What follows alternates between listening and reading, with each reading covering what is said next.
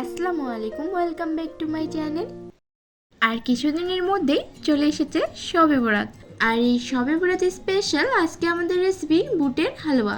এই হালুয়া বা বরফিটা বানানো খুব একটা ঝামেলার না, খুব সহজে তৈরি হয়ে যায়। আর খেতেও অন্যান্য হালুয়ার থেকে স্বাদ একদম আলাদা। আমার কাছে এই বুটের ডালের হালুয়া অনেক ভালো লেগেছে, আশা করি আপনাদেরও ভালো লাগবে। চলুন তাহলে আজকে রেসিপিটা শুরু করা যাক। হালুয়া বানানোর জন্য 1 থেকে 1.5 কাপ ছোলা বা বুটের ডাল এখানে আমি নিয়ে নিয়েছি। আর এই 1.5 কাপ ডালের মধ্যে পর্যাপ্ত পরিমাণে পানি দিয়ে 6 থেকে 7 ঘন্টার জন্য সারা রাত আমি ভিজিয়ে রেখেছিলাম। এবার ডালটাকে ভালোভাবে ধুয়ে একটা বাটির মধ্যে নিয়ে নিয়েছি। আর সারা রাত ভিজিয়ে রাখার কারণে কিন্তু ডালটা ফুলে ডাবল হয়ে গেছে। এবার ডালটা সেদ্ধ করার জন্য চলে যাচ্ছি। একটা প্যানে প্রথমেই দিয়ে দিচ্ছি ভিজিয়ে রাখা ছোলার ডাল, আর এখানে কিছু আস্ত গরম মশলা দিয়ে দিচ্ছি, তেজপাতা, দারচিনি আর এলাচ। আর তার সাথে দিয়ে দিচ্ছি 2 কাপ লিকুইড দুধ। তবে ডাল সেদ্ধতে কেউ দুধ দিয়ে যদি না করতে চান তাহলে কিন্তু জল দিয়েও করতে পারেন। তবে আমার কাছে মনে হয় ডাল সেদ্ধর সময় দুধ দিয়ে সেদ্ধ করলে এই হালুয়ার টেস্টটা অনেক বেশি আসে। আর এবার দিয়ে দিচ্ছি 1/2 চামচ বেকিং সোডা। এটা আমাদের ডালটা সেদ্ধ করতে খুব দ্রুত সাহায্য করবে। আপনারা যে কোনো নর্মাল ডাল সেদ্ধ করার সময় কিন্তু এই টিপসটা ফলো করতে পারেন। এখন একটুখানি নেড়ে চেড়ে ঢাকনা দিয়ে ডালটাকে আমি সেদ্ধ করে নেব। আর এই সময় কিন্তু চুলার আঁচটাকে কমিয়ে রাখতে হবে। ডালটা সেদ্ধ হতে বেশি সময় লাগবে না, কারণ সারা রাত ডালটা ভিজিয়ে রাখা ছিল আর সাথে বেকিং সোডা ব্যবহার করা হয়েছে। তো এই পর্যায়ে কিন্তু ডালটা আমার সম্পূর্ণভাবে সেদ্ধ হয়ে গেছে। আর দেখতেই পাচ্ছেন কিছু পরিমাণে দুধ রয়ে গেছে। এটা ব্লেন্ডারে ব্লেন্ড করার সময় সাহায্য করবে। আর অবশ্যই ব্লেন্ড করার আগে ডালটাকে ঠান্ডা করে নিতে হবে, আর সাথে এলাচ, তেজপাতা এগুলোকে ফেলে দিতে হবে। আর ডালটা ঠান্ডা হয়ে যাওয়ার পর একটা ব্লেন্ডারের সাহায্যে খুব ভালোভাবে পেস্ট করে নিয়েছি। তবে আপনারা চাইলে এই কাজটা কিন্তু শিল্পাটাও করতে পারেন। এবার হালুয়াটা তৈরির জন্য চুলায় একটা পাত্র বসিয়ে এর মধ্যে দিয়ে দিচ্ছি 2 চামচ পরিমাণে ঘি। আপনারা চাইলে ঘিয়ের সঙ্গে কিন্তু সাদা তেলও ব্যবহার করতে পারেন। এবার ঘিটাকে হালকা একটুখানি গরম করে নিব। দিয়ে দিচ্ছি এবার পেস্ট করে রাখা বুটের ডাল। চুলার আঁচটাকে মিডিয়ামে রেখে কিছুক্ষণ নাড়াচাড়া করে ঘিয়ের সঙ্গে ডালটাকে আগে ভেজে নিতে হবে। এতে করে ডালের যে একটা কাঁচা গন্ধ সেটা আর থাকবে না।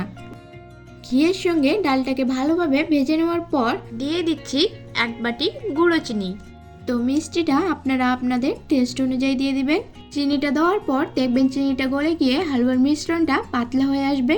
এই পর্যায়ে দিয়ে দিচ্ছি সামান্য একটুখানি লবণ, কারণ যে কোনো মিষ্টি জাতীয় খাবারে একটুখানি লবণ ব্যবহার করলে এর টেস্টটা বেশি ভালো আসে। সুন্দর একটা ফ্লেভারের জন্য দিয়ে দিচ্ছি এলাচ গুঁড়ো।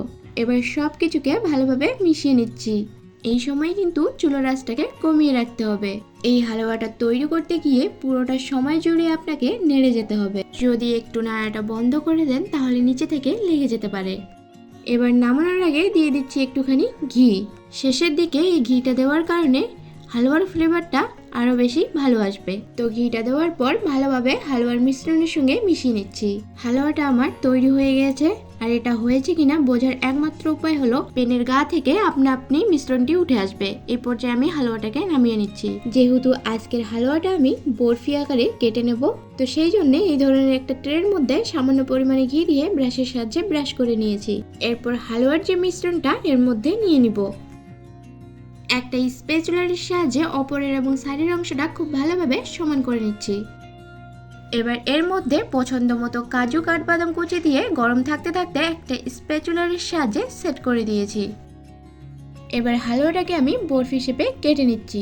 আর এই কাজটা কিন্তু গরম থাকতে থাকতে করে নিতে হবে, কারণ ঠান্ডা হয়ে গেলে এটা অনেকটা শক্ত হয়ে যাবে, আর সেই ক্ষেত্রে কাটতে গিয়ে কিন্তু সমস্যা হবে। আর গরম থাকতে কেটে নেওয়ার পর এটা বাইরে রেখে আমি একটুখানি অপেক্ষা করব, প্রায় আধা ঘন্টার জন্য। আধা ঘন্টা পর আবার ওই হালুয়াটাকে বরফি আকারে কেটে নিচ্ছি। আর আধা ঘন্টার মধ্যেই দেখতে পাচ্ছেন বরফিটা কত সুন্দরভাবে কেটে নেওয়া যাচ্ছে। আর ট্রের মধ্যে ঘি ব্রাশ করার কারণে কিন্তু বরফিটা ট্রের মধ্যে লেগেও নেই। আমাদের ছোলা বা বুটের হালুয়া একদম তৈরি। চাইলে কিন্তু আপনারা এটাকে নর্মাল ফ্রিজে কোনো এয়ারটাইট বক্সের মধ্যে ভরে 10 থেকে 15 দিন সংগ্রহ করতে পারেন খুব সহজেই। আশা করি আজকের ছোলার ডালের হালুয়ার রেসিপিটা সবার কাছে ভালো লেগেছে। আর ভালো লাগলে অবশ্যই ভিডিওটাতে একটা লাইক দিয়ে চ্যানেলটাকে সাবস্ক্রাইব করে বেল আইকনটি অন করে দেবেন, যাতে করে পরবর্তী ভিডিওগুলি সবার আগে আপনার কাছে পৌঁছে যায়। আর যারা যারা সাবস্ক্রাইব করেছেন তাদেরকে অসংখ্য ধন্যবাদ। আজকের মতো বিদায় নিচ্ছি, ততক্ষণ ভালো থাকবেন, সুস্থ থাকবেন, আল্লাহ হাফেজ।